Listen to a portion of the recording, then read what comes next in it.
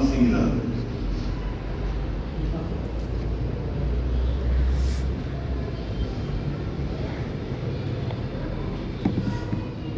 حمد و ثنا اور درود و سلام کے بعد میں آج کی اس نشست میں اپنے دوست، اپنے ساتھی محترم شیخ آسن صفی صاحب حافظہ اللہ اور ان کی ٹیم کو مبارکباد پیش کرتا ہوں کہ حقیقتاً ہم میں یہ کمی پائی جاتی تھی۔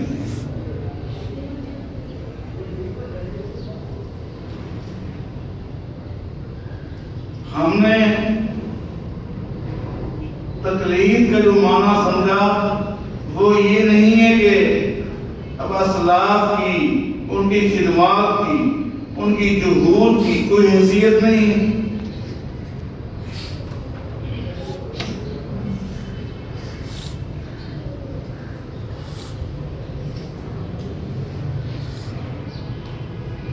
یہ مبارک اقدام ہے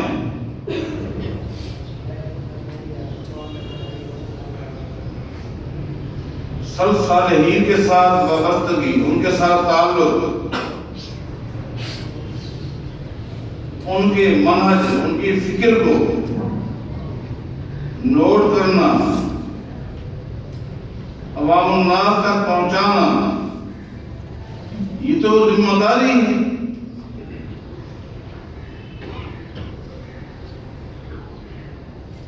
اس طرح کے پروگراموں سے ایک اہم ترین فائدہ یہ ہوگا کہ ہمیں اپنی ذمہ داری کا احساس پیدا ہوگا۔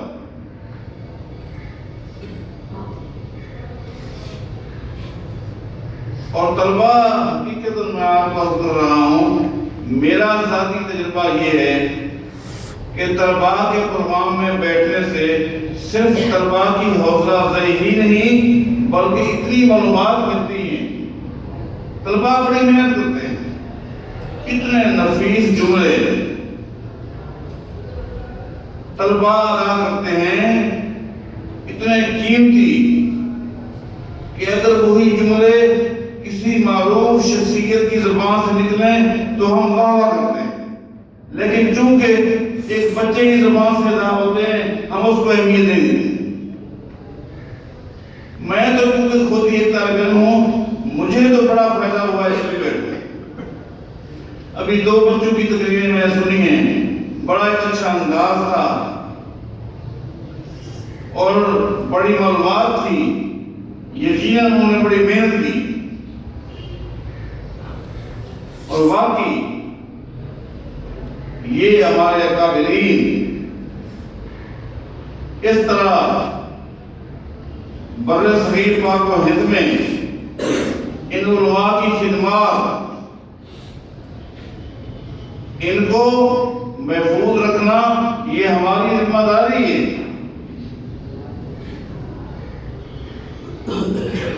یہ کوئی عام انسان تھے؟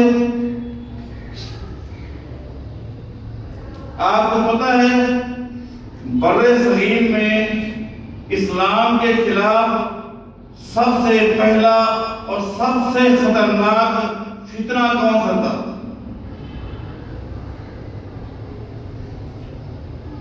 بر صغیر کا جب میں لفظ استعمال کروں یا ہندوستان کا،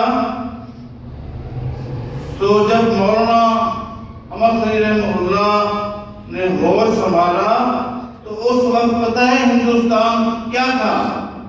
کون سا ہندوستان؟ موجودہ ہندوستان، پاکستان، بنگلہ دیش، برما، یہ سب اس وقت کا ہندوستان ہے۔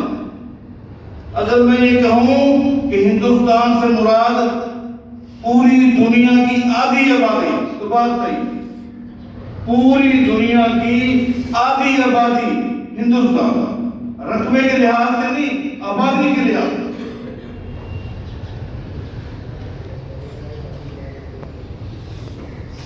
اس آبادی، نصف آبادی پر سب سے خطرناک فتنہ اس دور میں 2 ہی تھے، اور دونوں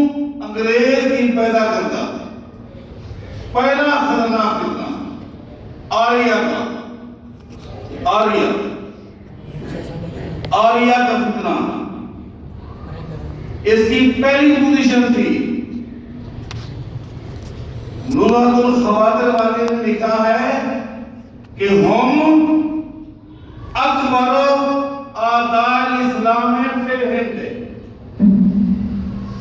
ہندوستان میں اسلام کے سب سے بڑے دشمن یہ عالیہ تھے. یہ دو، پہلا نمبر عالیہ کا اور دوسرا قادیانیت کا، اور دونوں انگریز کی پیداوار، اور مقصد دونوں کا ایک تھا. عالیہ فتنہ ہو یا قادیانیت ہو، انگریز کے پیدا کرتا ہے.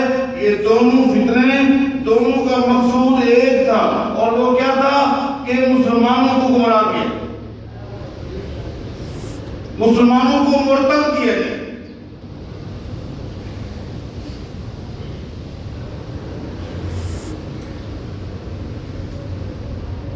قادیانیت کو مغلوب کرنے کے لیے تو مسلمانوں کی مختلف آبادیوں میں آوازیں اٹھی، لیکن عالیہ کے خلاف آواز اٹھانا کسی کے بس میں نہیں تھا. پتہ ہے کیوں؟ ہم رفضوا عبادت الاوثان، عالیہ نے بتوں کی پوجا کا انکار کر دیا، چھوڑ دیا. وَأَقَرُّوا بِالتَّوْحِيدِ، یہ الفاظ نزہۃ الخواطر میں ہیں. وَأَقَرُّوا بِالتَّوْحِيدِ، توحید کا اقرار کیا، لیکن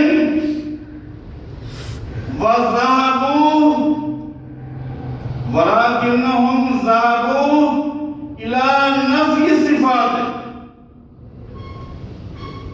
اس لفظ پر آپ ماشاءاللہ علماء ہیں، مشائخ تو کر دیجیے گا، پر میں آپ سے کر رہا ہوں. اسلام کا خلاصہ توحید، اور توحید کا خلاصہ اسماء و صفات.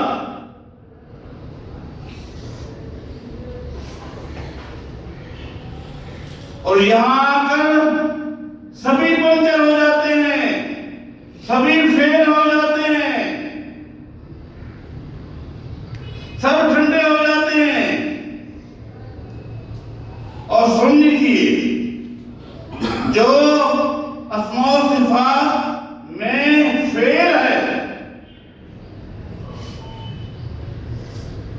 اس بات کا خیال نہیں ہے فیل ہے، وہ پوری توحید میں فیل ہے.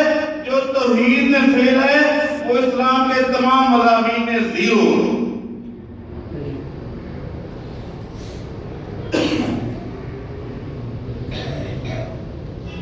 میں گواہ ہوں، راشٹری مسجد موسیٰ لین میں شیخ العرب والعجم سید ابو محمد بدر الدین شہرازی رحمہ اللہ تعالی تشریف فرما ہے. دوست بیٹھے ہیں، میں بھی وہاں بیٹھا ہوں مستفید ہونے کے لیے. جہاں موقع ملتا جاتے، ہمارے شیخ تھے، ہمارے مربی تھے. ایک شخص نے کہا، اور پاکستان کے ایک مایہ ناز عالم کے بارے کہا، پاکستان کے ایک مایہ ناز عالم کے بارے ایک شخص نے کہا. کیا کہا؟ صحیح، وہ توحید کے علاوہ تو تقریر کرتے ہی نہیں، اس کی ہمیشہ گفتگو توحید پر ہوتی، اور سارے دلائل توحید کے ہوتے. صحیح، خالی آپ کی ان کے ساتھ ایک نشست ہو جائے، وہ حدیث ہونے کا اعلان کرتے. شاہ صاحب رحمہ اللہ سنتے رہے، اور آخر میں فرماتے ہیں اس کی اگر توحید معلوم کرنی ہے نا، خالی اس سے یہ پوچھ کے آؤ اللہ کا، خالی پوچھ کے آؤ اللہ کہاں ہے، اس کی توحید میں معلوم ہو جائے.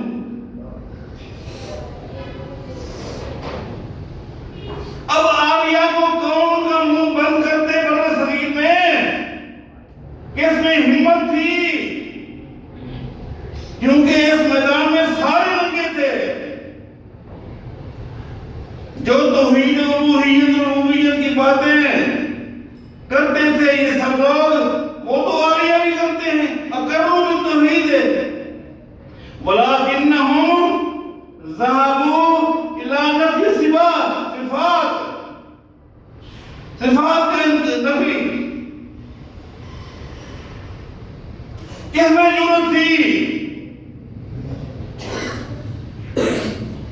یہ اعزاز، یہ شرف بر صغیر پاک و ہند کے اندر صرف ایک جماعت کو، اس جماعت کے اس مجاہد کو حاصل ہوا جس کے لیے آج آپ نے پروگرام منعقد کیے۔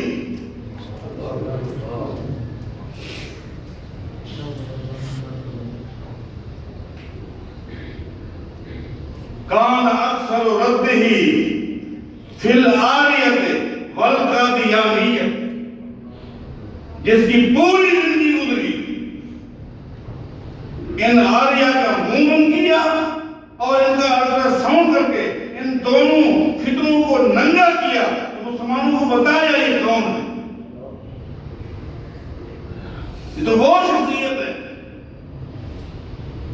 بڑا اچھا انتخاب کیا ہے، اللہ کو جزائے خیر دے آپ کے ساتھیوں کو، اس سلسلے کو آپ جاری رکھیں۔ پھر اس کے ساتھ ساتھ بر صغیر پاک و ہند میں کچھ گھرانے بھی ایسے ہیں، حیثیت کے ساتھ ساتھ کچھ گھرانے بھی ایسے ہیں، کچھ قبائل ایسے ہیں جن کی خدمات مرض کے حوالے سے بڑی معروف ہیں، وہ بھی آنی چاہیے۔ اس کی پتہ وجہ جو میں سمجھتا ہوں درود، اس کی وجہ کیا ہے؟ میری معلومات کے مطابق یہاں مشاہد بیٹھے ہیں، بالخصوص محترم شیخ محمد افضل عصری حفظہ اللہ تعالی۔ اب میں کیا کہوں، اچھا نہیں لگ رہا، لیکن میری معلومات کے مطابق اس وقت پاکستان میں 95% سلفی کنورٹڈ، جو کنورٹ ہو، کسی ایک نقطے عظمیٰ، کوئی ایک مسئلہ دماغ میں آیا، اسی کو بیس بنا کر حق کو قبول کر لیا، اور وہ باقی جراثیم ایسا ایسا نکلتے ہیں جو گمراہ لوگوں ان کے دماغ میں بٹھائے ہوئے ہیں۔ علماء سب صالحین کے حوالے سے یقین کریں، آپ کو پتا ہے میں طالب علم ہوں، نہ میں عالم ہوں، نہ میں خبیر ہوں، کچھ بھی نہیں۔ یہ دوست کو اللہ جزائے خیر دے شریک کر لیتے ہیں، ثواب میں شریک ہو جاتا ہوں، اللہ ان کو جزائے خیر دے۔ مجھے حیرت ہوئی کہ نئی کراچی میں چند نوجوان تحقیق کی انہوں نے اور حق کو قبول کر لی۔ وہ نماز پڑھنے کے لیے میرے پاس آتے تھے، خطیب کو پتہ چل گیا، اس نے نوجوانوں کو بلایا اور کہا کہاں جا رہے ہو؟ ہمارا ان سے یہ اختلاف نہیں ہے، یہ رفرجان کرتے ہیں، آمین کہتے ہیں، نہیں، یہ نجدی ہیں، اور نجد کا تعارف کرایا غلط، اور کہا کہ یہ محمد بن عبد الوہاب نجدی کی روحانی اولاد ہے۔ میں تو یہ سنتا ہوں تو اللہ کا شکر ادا کرتا ہوں، میں تو اللہ کا شکر ادا کرتا ہوں کہ دشمن کی زبان پر بھی الحمدللہ جو تعارف ہے وہ حق والا ہے۔ اچھا جی، وہ نوجوان بہت بڑی بات میرے پاس آ گئے کہ یہ نجدی اس کا کیا ہے؟ اچھا یقین کریں، میں نے نجد کے حوالے سے کوئی معلومات نہیں رکھتا تھا، کچھ معلومات نہیں، کچھ رسائل پڑھے۔ محترم شیخ افضل عصری صاحب حفظہ اللہ بھی ایک سالہ مجھے ملا، اس کے شروع میں بھی نجد کے حوالے سے آپ نے لکھا تھا، مجھے آج تک یاد ہے، کافی پہلے کی بات۔ میرے پاس ایک مواد مل گیا تو جتنے نائب تھے میں ان کا تعارف کرایا، ممبر پہ کھڑے ہو کر نائب کا تعارف کرایا، محمد بن عبد الوہاب رحمہ اللہ کا تعارف کرایا، ان کے قبیلے کا تعارف کرایا۔ یہ جو بتا رہا ہوں نا جی، اشخاص کا اور قبائل کا، ان کی خدمات، ان کا تعارف، ان کا نہج جسے ہم لوگوں نے چھوڑ دیے،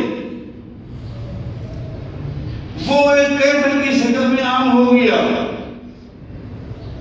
میں ایک مرتبہ سعودیہ گیا تو وہاں ایک کمپنی ہے بن لادن، تو انڈیا کے دوستوں نے مجھے دعوت دی اور کھا کے ایک دس بھی دی، مجھے لے گئے وہاں مکہ کے ساتھ، دس تو خیر جو دینا تھا دیا۔ اس کے بعد انہوں نے کہا آپ کی کیسٹ ہمارے پاس آئی ہے CD نجدی کو، اور کسی کا نہیں کہا کہ فلاں کی فلاں کی فلاں کی آپ نے نماز کے بارے اتنے کی روزے کے بارے میں کہا، وہ جو نجدی قوم والی ندی، تو ہماری جو ٹیم ہے نا، ہم نے فکس کیا ہوا ہے ہر ساتھی ہر مہینے 10 ریال دیتا ہے اور ہم CD جمع کر کے انڈیا بھیجتے ہیں، کئی لاکھ میں۔ میں نے اندازہ لگایا کہ واقعی ہمیں چاہیے ہم اپنے اسلاف کا تعارف، ان کی خدمات، ورنہ یہ جو دماغ میں جراثیم بیٹھے ہوتے ہیں۔ تو یہ ایک اچھا طریق ہے جو آپ نے اختیار کیا ہے، اللہ آپ کو خیر دے۔ علماء کی سرپرستی میں طلباء کا محنت کرنا لامحالہ کی ہم نے سنی ہے، یہ ان کی جہود ہے، مساعی ہے، کوشش ہے، لیکن اساتذہ کرام کی سرپرستی اس سے کو جائز ہے، اس کو وسعت دے، اللہ آپ کو خیر دے۔ اقول قولی ھذا